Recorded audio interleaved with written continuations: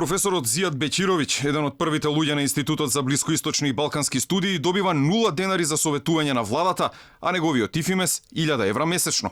Премиерот Заев, откако неколку дена Алфа бара одговор, конечно се огласи. Господинот Зијад Беќировиќ е платен 0 денари, про боно е ангажиран како советник.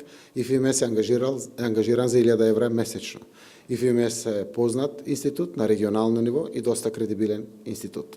Има ли докази за тоа? Постојат ли договори одделно со ИФИМЕС и одделно со Беќировиќ? Алфа официјално ги побара од владата. До почетокот на овие вести нема одговор од таму. Инаку Зијад Беќировиќ е автор на серија анализи во кои тврди дека Македонија е мета на напад од надворешни сили со цел спречување, односно блокирање на евроинтегративниот пат. За случајот Рекет, тој тврди дека е меѓународна разузнавачка операција која има за цел разнишување на владата во Скопје. Алфа вчера успеа телефонски да стапи во контакт со професорот Беќировиќ. Тој ни вети одговори на писмено. Реците ми, јел могу да вам поставим пар питања? Идем на ручак tu sa jednim čuvenim profesorom, tako da malo mi je nezgodno. Jel mogu da vam... Pošaljite na mail pa ćete dobiti odgovore, nije nikakav problem. Но никогаш не стигнаа. ИФИМЕС е познат на јавноста по отворените лобирања преку анкети, трибини и други начини за заеви за СДСМ и пред да дојдат на власт и потоа.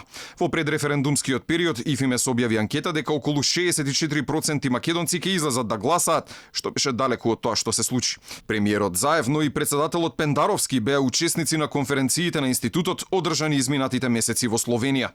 Самиот автор на текстовите, Зијад Беќировиќ, е обвинет од словенечките медиуми дека заедно со градоначалникот на Копер испумпувале пари од буџетот на градот за студии и плагијати, кои потоа ги делеле.